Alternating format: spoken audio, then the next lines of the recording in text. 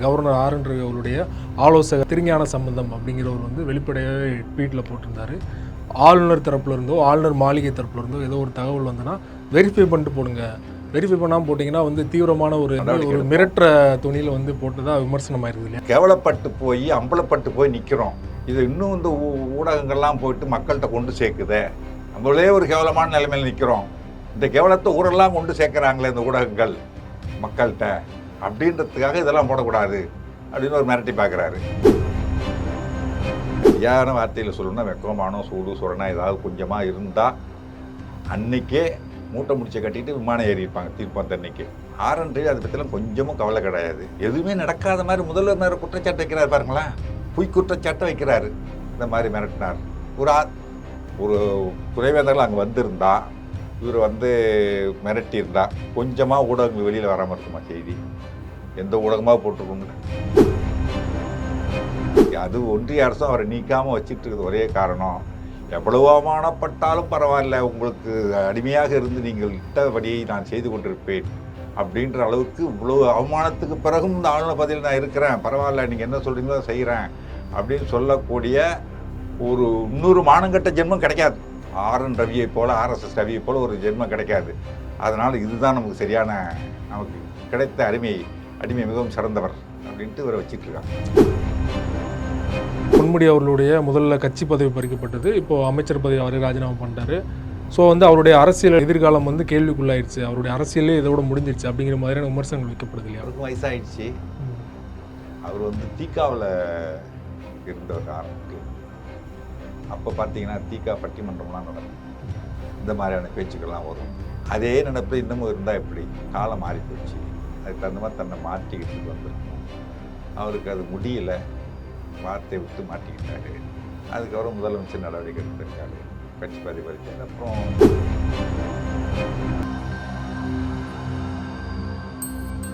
அரசியல் களம் நேயர்களுக்கு வணக்கம். இன்றைக்கு நம்மோடு நேர்காணலுக்காக மூத்த பத்திரிகையாளர் மற்றும் அரசியல் திறனாய்வாளர் இரா குமார் அவர்கள் நம்மோடு இருந்திருக்கிறார். அவரோடு பேசலாம். சார் வணக்கம். வணக்கம். ஆளுநர் ஆர் என் ரவியின் ஊட்டி மாநாடு தோல்வி அடைந்தது. ஏன்னா பெரும்பாலான துணைவேந்தர்கள் வந்து புறக்கணிச்சிருக்காங்க. ஊட்டியில் 2வது நாள் மாநாடு நடைபெறும் போதே கவர்னர் ஆர் என் ரவி அவருடைய ஆலோசகர் திருஞான சம்பந்தம் அப்படிங்கிறவர் வந்து வெளிப்படையாகவே ட்வீட்டில் போட்டிருந்தார். ஆளுநர் தரப்புல இருந்தோ ஆளுநர் மாளிகை தரப்புல இருந்தோ ஏதோ ஒரு தகவல் வந்தனா வெரிஃபை பண்ணிட்டு போடுங்க, வெரிஃபை பண்ணாமல் போட்டிங்கன்னா வந்து தீவிரமான ஒரு மிரட்டுற துணியில் வந்து போட்டுதான் விமர்சனம் ஆயிருது இல்லையா? எப்படி பார்க்குறீங்க? திருஞான சம்பந்தம்ட்டு மீடியா அண்டு கம்யூனிகேஷன் ஆலோசகர் முன்னாடி இந்த மாநாட்டு 2 நாளைக்கு முன்னாடி ஒரு ஆளுநர் அறிக்கை விட்டார் தெரியுங்களா? ஆளுநர் மாளிகையிலேருந்து. ஆமாம், ஆளுநரோட ஒப்புதலோட ஒரு அறிக்கை வந்துச்சு. எங்களுக்கும் ஆளுநருக்கும் முதல்வருக்கும் தமிழக அரசுக்கும் எந்த மோதலும் இல்லை, ஏதோ மோதல் இருக்கிற மாதிரி சில மீடியாக்கள் போடுறாங்க, அப்படிலாம் எதுவும் கிடையாது அப்படின்னு சொல்லி இவர் போட்டார். அதே மாதிரி இதையும் போட வேண்டியதானே? ஆளுநர் மாளிகை அறிக்கை விடலாம்ல அஃபிஷியலாக? ஏன் விடலை?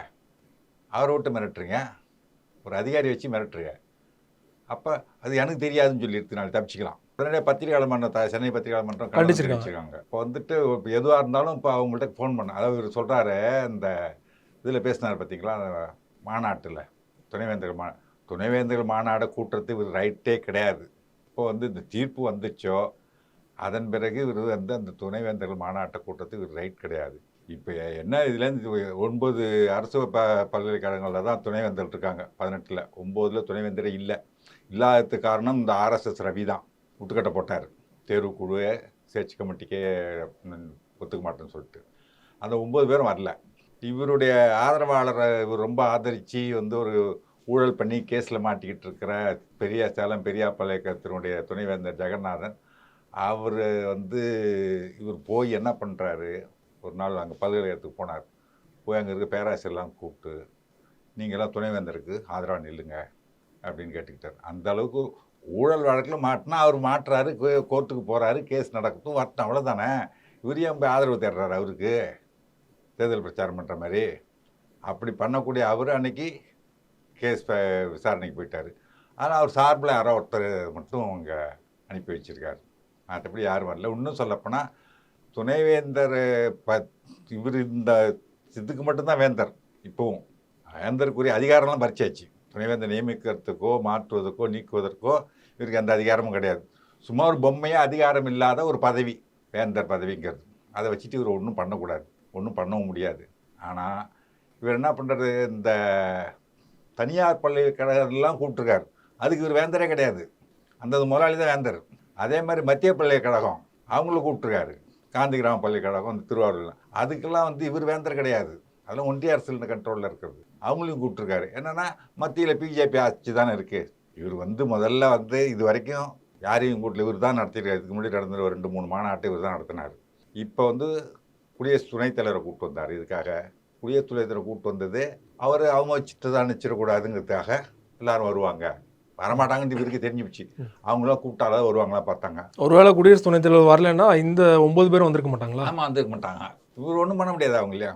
அதனால் வந்துட்டு இவர் வந்து இந்த மாநாட்டை நடத்துவதே தப்பு முதல்ல.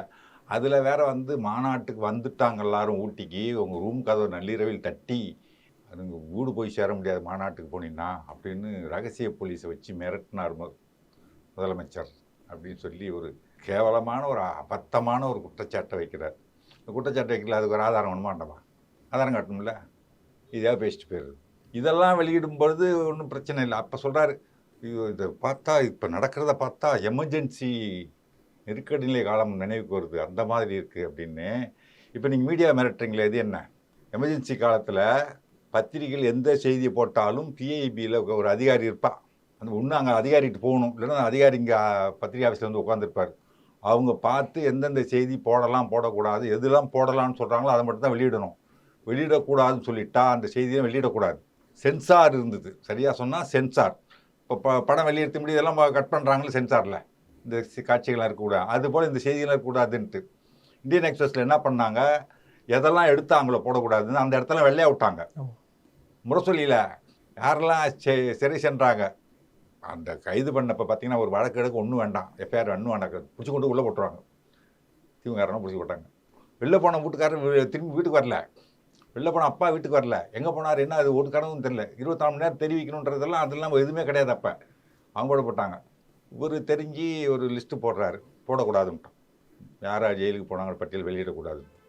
அடுத்த நாள் அண்ணா நினைவு நாள், அண்ணா நினைவிடத்தில் அஞ்சலி செலுத்த இயலாத ஒரு பட்டியல் அப்படின்னு போட்டு யாரெல்லாம் ஜெயிலில் போட அவங்களாம் போட்டார்.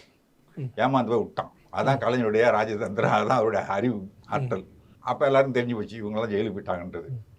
அந்த அளவுக்கு கெடுபிடி இருந்தது. அப்போ நீங்கள் சென்சார் பண்ணுறீங்களா? இப்போ ஆளுநர் மாளிகை கேட்டு தான் போடணும்னா ஊடகங்களுக்கு நீங்கள் ஒரு சென்சார் வைக்கிறீங்க. நீங்கள் சென்சார் பண்ண உங்களை பற்றி செய்தி வரணும் வரக்கூடாதுன்றது முடிவு பண்ணி தான் போடணுமா? இப்போ தமிழக அரசு சொல்லுது ஆளுநர் பற்றி செய்திலாம் நாங்கள் தமிழக அரசு கேட்டு தான் போடணும்னா பேசாமல் இருப்பார்? மக்களால் தேர்ந்தெடுக்கப்பட்ட அரசு தானே. அரசு சொல்லுது எங்கள் ஆளுநரை பற்றி செய்தி எதுவாக இருந்தாலும் நல்லதோ கெட்டதோ எங்களை கேட்டு தான் போடணும் அப்படின்னு சொன்னால் ஒத்துப்பாரா அவர்? இல்லை தமிழக அரசு செய்தி இது மாதிரி போடணும்னு சொன்னால் ஒத்துப்பாரா? ஆஹா எமர்ஜென்சின்னு சொல்லல. அப்போ நீ சொல்கிறது எமர்ஜென்சி மாதிரி தானே.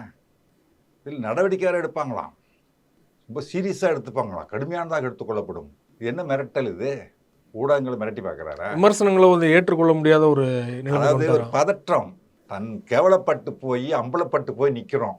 இது இன்னும் இந்த ஊடகங்கள்லாம் போயிட்டு மக்கள்கிட்ட கொண்டு சேர்க்குதே, நம்மளே ஒரு கேவலமான நிலைமையில் நிற்கிறோம், இந்த கேவலத்தை ஊரெல்லாம் கொண்டு சேர்க்குறாங்களே இந்த ஊடகங்கள் மக்கள்கிட்ட அப்படின்றதுக்காக இதெல்லாம் போடக்கூடாது அப்படின்னு ஒரு மிரட்டி பார்க்குறாரு. இதெல்லாம் நடக்குமா? ஊடகங்களை மிரட்டி போக முடியுமா? இன்னும் கொஞ்சம் சேர்த்து போடுவாங்க. எதிரான ஊடகமாக இருந்துன்னு வச்சுங்க, இன்னும் 2 சேர்த்து போடுவாங்க. சொல்லப்படுகிறது கூறப்படுகிறதுன்னு போட்டால் நீங்கள் போட கேஸு தானே போடு, என்ன பண்ண முடியும்? இதெல்லாம் வந்து ஒரு ஆளுநருக்கு அழகு இல்லை. ஒரு முதலமைச்சர் மீது தேவையில்லாத ஒரு அபத்தமான குற்றச்சாட்டு, ஆதாரமில்லாத குற்றச்சாட்டை சொல்கிறது. இந்த மாநாட்டை கூட்டுவதே வந்து உரிமை கிடையாது, இருக்கு எந்த ஒரு அதிகாரமும் கிடையாது. முதலமைச்சர் கூட்டினார்னா அவர் நியமிக்கக்கூடிய அதிகாரம் இருக்குது. இப்போ இதுலேருந்து ஒன்று தெரியுது, இதுக்கு முந்தின 3 வருடம் நடத்தின மாநாட்டுக்கு துணைவேந்தர்கள் போனாங்கன்னா இவருக்கு பயந்துக்கிட்டு தான் போயிருக்காங்க. நீக்கிவிட்டா என்ன பண்ணுறது, நடவடிக்கை எடுத்தால் என்ன பண்ணுறது, அந்த பயந்துக்கிட்டு தான் போயிருக்காங்க. உள்ளபூர்வமாக போகிறதா இருந்தால் இப்பவும் போயிருக்கணும்ல. ஆக மிரட்டி வர வச்சிருக்காரு 3 வருஷமான்றது தெரியுது ஒரு விதத்தில். ஆனால் தமிழக அரசு கௌரவமாக பெருந்தன்மையோடு விட்டுடுச்சு. சரி போனால் போகிறாங்க கூட, நமக்கும் அரசுக்கும் ஆளுநருக்கு நடுவில் மாட்டிக்கிட்டு அவங்க சிக்கல் படக்கூடாது துணைவேந்தர்கள். அது ஒரு கௌரவமான பதவி, ஒரு கல்வியாளர். அதனால் தமிழக அரசு எது கேட்டல, தமிழக அரசு போகக்கூடாதுன்னு சொன்னால் என்ன பண்ணுவீங்க? அவங்க நடுவில் மாட்டிக்கிட்டு போகிறதா வேண்டாம் முடிச்சுட்டு இருக்கணும். அது மாதிரிலாம் எதுவும் சொல்ல. இப்போவும் கூட போகக்கூடாதுன்னு ஒரு அறிக்கை சுற்றறிக்கை விட்டுருந்தா போதுமே. இவங்களும் போயிருக்க மாட்டாங்க, சொல்லாமலே போகலையே, எதுக்கு மிரட்டல்? இல்லை இந்த 9 பேரும் போயிருக்க மாட்டாங்க. அது தனியார் பல்கலைக்கழகத்துலேருந்து போகிறவங்க நம்ம ஒன்றும் பண்ண முடியாது. அரசு எதுவும் நடவடிக்கை எடுக்க முடியாது. அது அரசு கண்ட்ரோல் பண்ணுறதுக்கும் கிடையாது. இவரை மாதிரி அதாவது இல்லாத அதிகாரத்தெல்லாம் எடுத்துக்கிட்டு தமிழக அரசு செயல்படுறதில்ல. ஆளுநர் தான் தனக்கு இல்லாத அதிகாரத்தில் இருக்கதான் நினச்சிக்கிட்டு செயல்படுறார். அந்த கேவலத்தை அவர் தான் பண்ணிகிட்டு இருக்காரு. தனியார் பல்கலைக்கழகம், அதாவது எதுக்காக தனியார் பல்கலைக்கழகத்தை கூப்பிட்டாருன்னா நல்லா தெரியும், இது ரொம்ப அரசு பல்கலைக்கழக துணைவேந்தர்கள் வரமாட்டாங்க. வெறும் சேரை வச்சுக்கிட்டு தன்கரை கொண்டாந்து உட்கார வச்சுட்டா குடியரசு துணைத் தலைவராக என்ன பண்ணுறது, ஆக தனியார் பல்கலைக்கழகமாக வரட்டும் அப்படின்னு அவங்களையும். தன்கரே எனக்கு அதிருப்தியாக இருப்பாரா ஆர்.என். ரவி மேலே? அவர்லாம் அதிருப்தி அடைகிற ஆளுங்கள்லாம் கிடையாது. அவர் தான் ஆர்.என். ரவி வந்து நேர்மையானவர், நல்லவர், வல்லவர், அவரை மாதிரி செயல்படக்கூடியவர் கிடையாதுன்னு சொல்லி பாராட்டிட்டு போயிட்டாரு. இனி அவனை கூட்டம் அவருக்கு தெரியும். அவர் யோசனையே அவருடைய யோசனையாக தான் இருக்கும். யார் வரா வரலான்னுச்சும் பார்த்துருவோம், கூப்பிடு மாநாட்டை நடத்து, நானும் வரேன் அப்படி சொல்லி அனுப்பிச்சிருப்பேன். அவர் தானே இந்த தீர்ப்புக்கு எதிராக விமர்சனம் பண்ணவர். அவர் தானே, அவர் மூலம் தானே பாஜக விமர்சனத்தை வச்சுது. பாஜக நேரடியாக பண்ணுறதுக்கோ உள்துறை அமைச்சரோ இல்லை பிரதமரோ இந்த தீர்ப்பை விமர்சிக்க முடியாது. அதுக்காக குடியரசு துணைத் தலைவர் விமர்சித்தா அது ஒரு பெருசாக எடுத்துக்க முடியாது. அவர் மேலே நடவடிக்கை எடுக்கலாம் போக மாட்டாங்க, கோர்ட்டு விமர்சனம் பண்ண மாட்டாங்க. அதனால் அவரை விட்டு விமர்சிக்க வச்சுட்டு அப்புறம் அவர் என்ன பண்ணார், இங்கே வந்து ஆர்.என். ரவி அவரும் பாராட்டி தான் போகிறாரு. இப்போ ஆர்.என். ரவி அவர்கள் இடத்துல வேறு யாராவது இருந்தால் கண்டிப்பாக ராஜினாமா பண்ணிட்டு போயிருப்பாங்க. ஏன்னா நீதிமன்றம் சொன்ன தீர்ப்பு, அதற்கப்புறம் வந்து துணைவேந்தர்கள் புறக்கணிப்பு. அது சரியான வார்த்தையில் சொல்லணும்னா வெக்கமானம் சூடு சுரணா ஏதாவது கொஞ்சமாக இருந்தால் அன்னைக்கே மூட்டை முடிச்சை கட்டிட்டு விமானம் ஏறி இருப்பாங்க தீர்ப்பு அந்த அன்னைக்கு. ஆர்.என். ரவி அதை பற்றிலாம் கொஞ்சமும் கவலை கிடையாது. எதுவுமே நடக்காத மாதிரி முதல்வர் மேலே குற்றச்சாட்டு வைக்கிறார் பாருங்களேன். பொய் குற்றச்சாட்டை வைக்கிறாரு. இந்த மாதிரி மிரட்டினார். ஒரு துணைவேந்தர்கள் அங்கே வந்திருந்தா, இவர் வந்து மிரட்டியிருந்தா கொஞ்சமாக ஊடகங்கள் வெளியில் வராமல் இருக்குமா செய்தி? எந்த ஊடகமாக போட்டிருக்கணும்ல? அரசுக்கு எதிரான ஊடகங்கள் இருக்காங்கல்ல, அவங்களா போட்டிருப்பாங்களா? யாருமே போடலையே. அப்போ இவர் பாடு பொய்யை அள்ளி விடுறது. எப்பவுமே ஒரு பொய் சொல்கிறது தாங்க பழக்கம். சிதம்பரத்தில் வந்து குழந்தைகள் திருமணமே நடக்கலை, அந்த பெற்றோர்கள் வந்து பொய் வழக்கு போட்டு இவங்க டார்ச்சர் பண்ணுறாங்கன்னு சொன்னார்.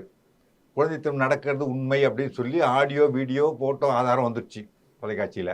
வந்த பிறகு ஆமாம் எனக்கு தவறான தகவல் சொல்லிட்டாங்க, தப்பு தான் அப்படின்னு தான் சொன்னாரா? அதை பற்றி கண்டுக்காமல் போயிடுவார். அவ்வளோ வேண்டாம். செந்தில் பாலாஜியே வந்து அமைச்சர்கள் நீக்கிறேன்னு ஒரு உத்தரவு போட்டார்ல, அந்த உத்தரவு வாபஸ் வாங்கியிருக்காரா? நிறுத்தி வைக்க சொன்னார். அடுத்து 1 மணி நேரம் நிறுத்தி வைக்கிறேன், சட்ட நிபுணர் ஆலோசனை கேட்டுட்டு வரேன்னு போனார் டெல்லி. போய் ஒரு வாரம் வந்து வீடு கட்டுற வேலையை பார்த்துட்டு, அவர் வீடு கட்டிட்டு இருக்காருங்க, அதை வேலையை பார்த்துட்டு இங்கே வந்து வாய் மூட்டு பேசாமல் வந்துட்டார். ஒன்று அதை வாபஸ் வாங்கணும்.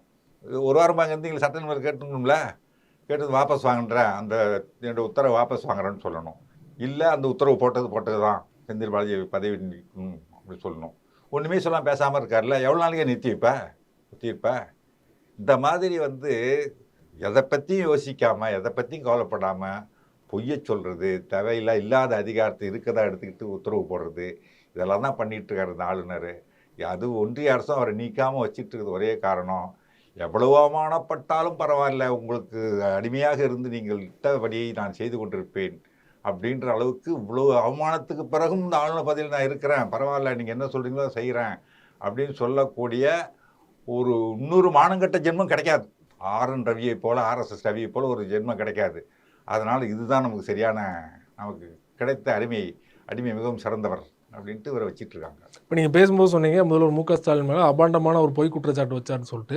ஆனால் இன்றைக்கி அமைச்சரவை பதவியேற்பு விழாவில் பார்த்தீங்கன்னா 2 பேரும் பரஸ்பரம் வந்து நட்பு பாராட்டுறாங்க, சிரிக்கிறாங்க. அது முதல்வரை பொறுத்த வரைக்கும் ஒரு ஆளுநருக்கு கொடுக்க வேண்டிய, அவர் கண்ணியமாக அவர் நடத்த வேண்டிய மரியாதை, ஒரு அரசியல் சாசனப்படி என்ன மரியாதை கொடுக்குமோ அதை கொடுக்குறாரு. தனிப்பட்ட முறையில் அவருக்கும் இவருக்கும் எந்த பகையும் கிடையாது சொல்லுங்க. அதாவது அதுதான் முதல்வருடைய இந்த தீர்ப்பு வெற்றிக்கு முதல்வருடைய அணுகுமுறை முக்கியமான காரணம். ஏன்னு சொன்னால் தமிழிசை அங்கே இருந்தாங்க, அந்த அம்மாவை கூப்பிடாமலே, ஆளுநரை கூப்பிடாமலே சட்டசபையை கூட்டினார். ஆளுநர் உரை இல்லாமலே சந்திரசேகர் ராவ். குடியரசு தினத்துக்கு விழாவுக்கு ஏற்பாடு பண்ணலை, கூப்பிடவும் இல்லை. அந்த அம்மா இதிலே கொடியேற்றிக்கிட்டாங்க ஆளுநர் மாளிகையிலே.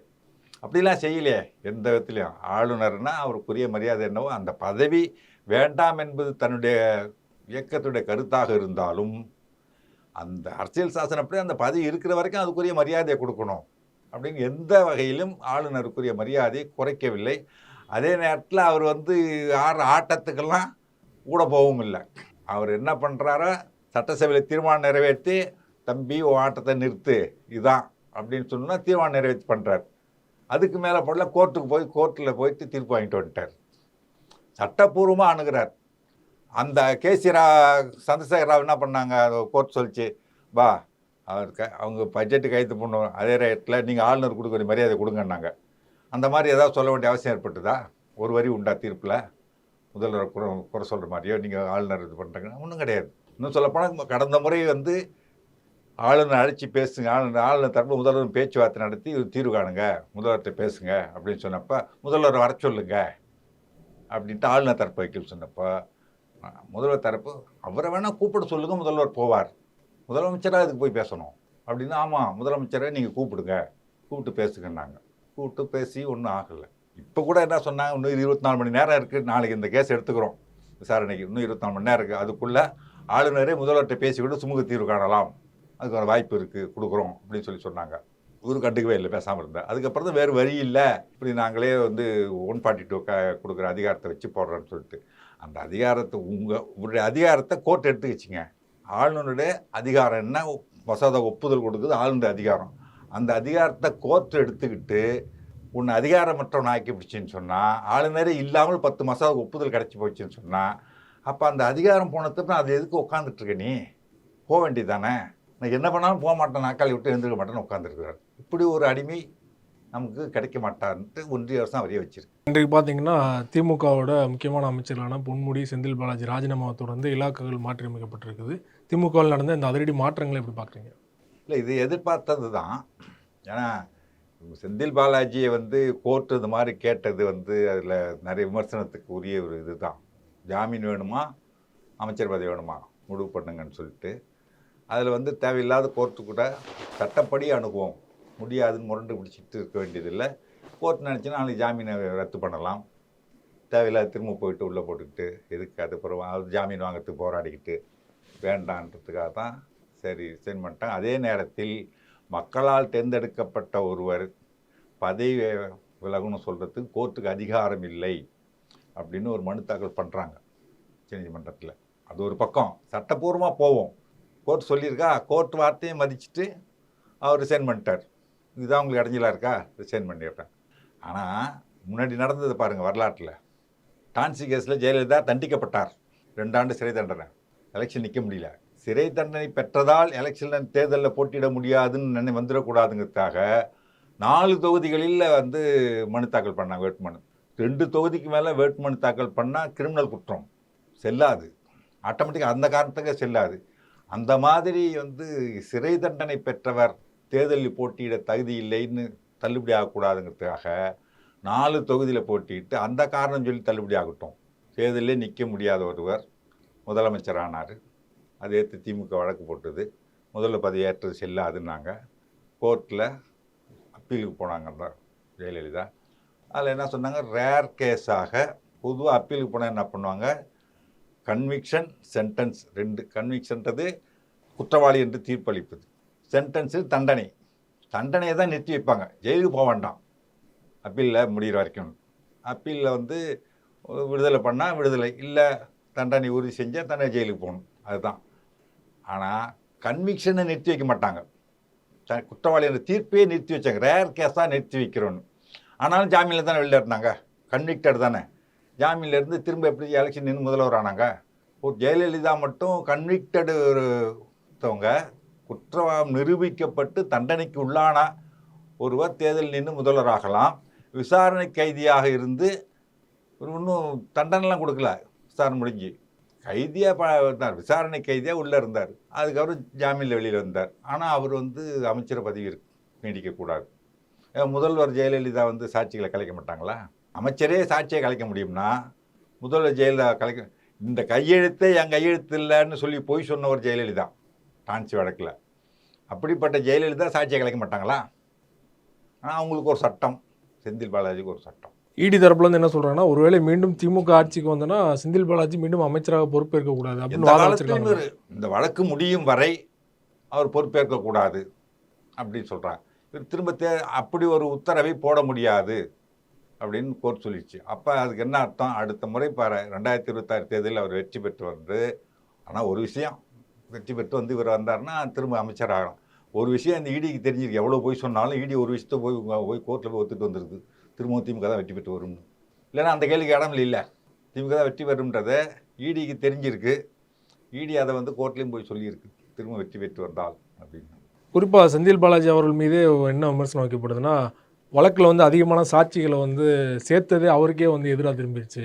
எந்த காலத்திலும் வந்து அமைச்சராக முடியும். ஏன்னா அந்த வழக்கு முடிகிறது கிட்டத்தட்ட 10-15 வருடங்களுக்கு மேலே எந்த ஆகலாம். காலத்துலன்னு சொல்லலையே கோர்ட்டு. ம்.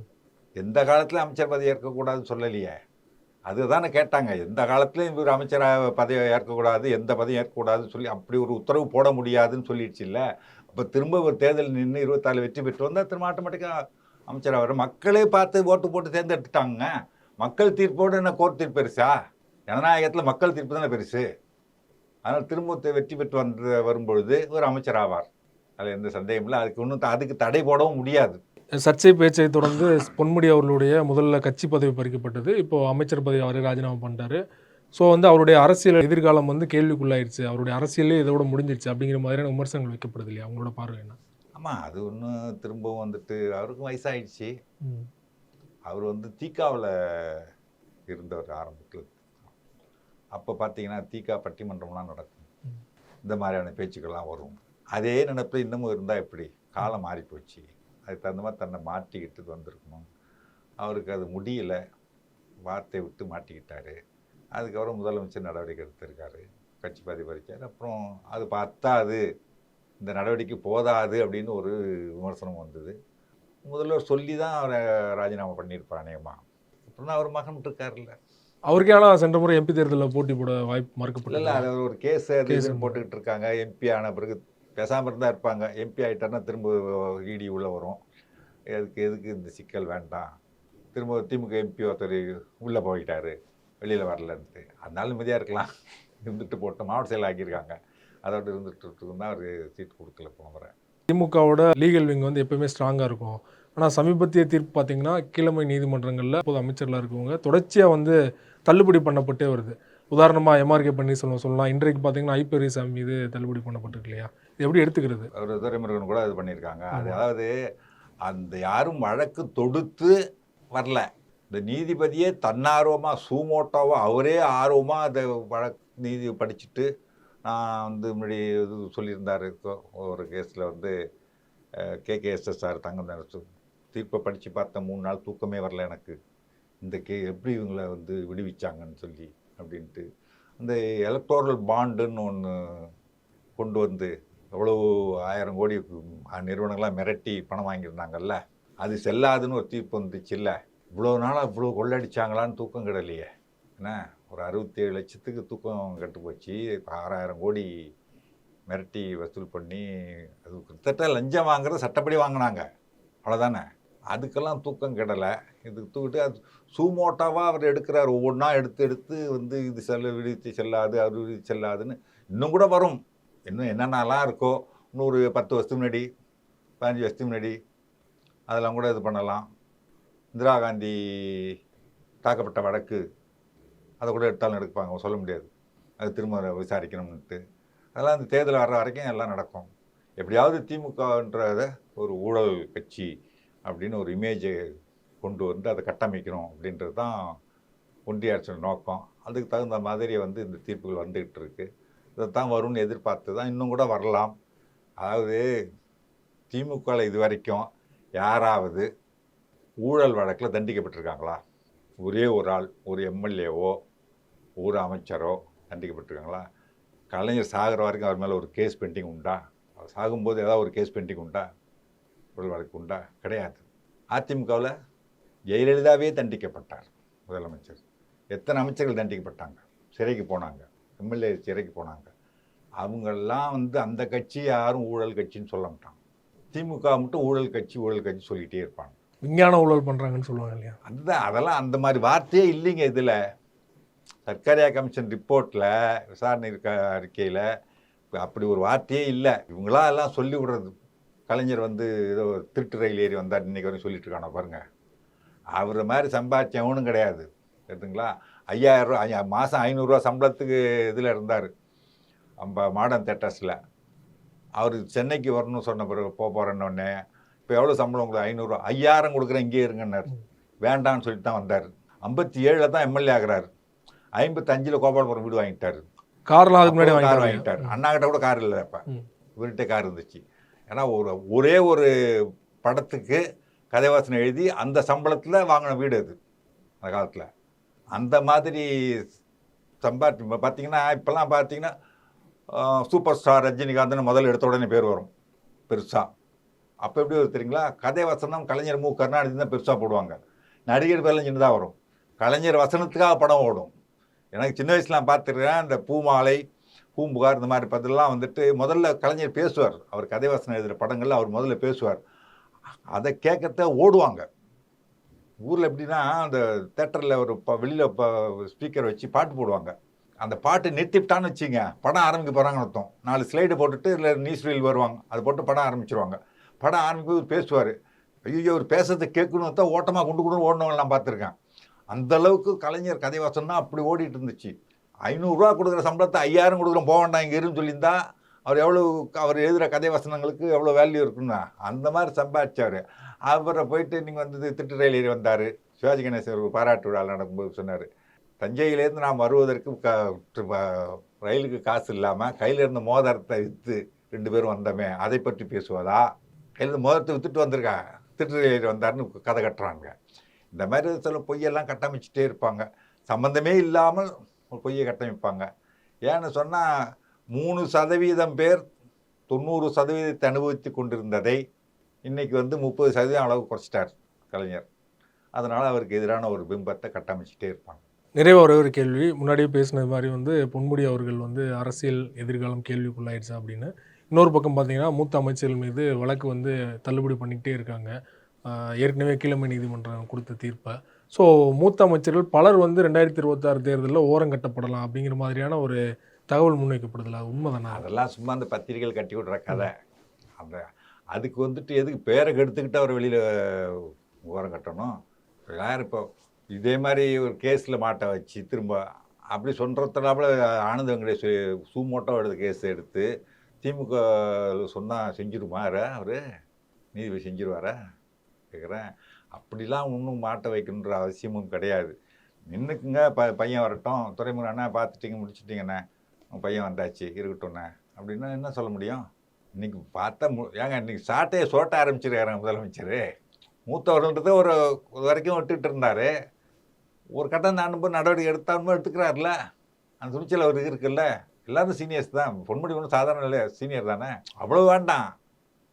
மாற்றுத்திறனாளை பற்றி ஒரு வார்த்தை சொல்லிட்டாருங்கிறதுனால மன்னிப்பு கேட்டார் துரைமுருகன். கூப்பிட்டு சொன்னார், ஒரே சொல்கிறார் முதலமைச்சர் கூப்பிட்டு, எனக்கு என்னென்ன இப்படி வார்த்தை சொல்லிட்டீங்களே, கலைஞர் கூட இருந்து நீங்களே இப்படி சொல்லலாமான்னு கேட்டபோது தான் எனக்கே புரிஞ்சுது.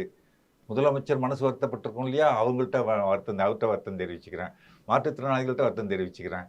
ஏன்னா கலைஞரோட இருந்த நானே இப்படி ஒரு பேசுனது தப்பு தான். பொன்முடி கட்சி பதவி பறிப்பு அப்படிங்கிறது பொதுச் செயலாளர் அப்படிங்கிற அறிக்கையில் வராமல் அலறி அடிக்க வரல. அதை பண்ண முடிகிறவரால் போதும் இளைஞர்களை வழி விடுவோம் அப்படின்னு சொன்னால் யார் வேண்டான்னு சொல்ல போகிறா? அதுக்காக வந்துட்டு ஊழல் வழக்கில் மாட்டி இவங்கெல்லாம் போகணும், அது கட்சிக்கு கெட்ட பேர் தான் உண்டு அப்படின்னும். அப்படிலாம் அவசியம் இல்லை. இதெல்லாம் வந்து அதை மல்லாக்கப்படுத்திக்கிட்டு யோசிப்பாங்க சில பத்திரிகையாளர். எனக்கு தெரியும், நான் 40 வருஷம் அனுபவத்தில் என்னென்னோ எழுதுவாங்க, அதெல்லாம் உண்மையாகவே இருக்காது.